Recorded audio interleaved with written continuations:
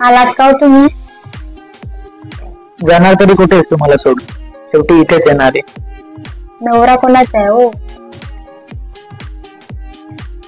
तुमच्या मुलांचं छान असतं ना हो, म्हणजे लग्न करून आम्हाला घर सोडावं लागतं आणि घर सोडताना किती रडतो तरीही आम्हाला दुसऱ्या घरी यावं.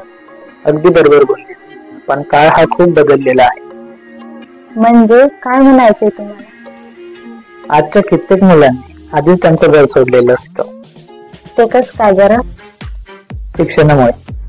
शिक्षणामुळे कित्येक मुलं आधीच घर सोडून येत असतात.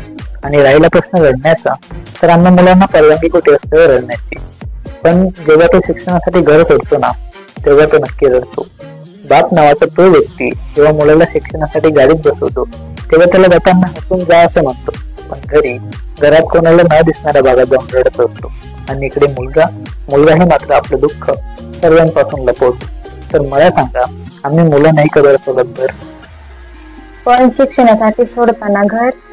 एकदा का मुलगा शिक्षणासाठी बाहेर पडला की तो घरी फक्त पाहुणा म्हणून येत असतो, राहण्यासाठी नाही.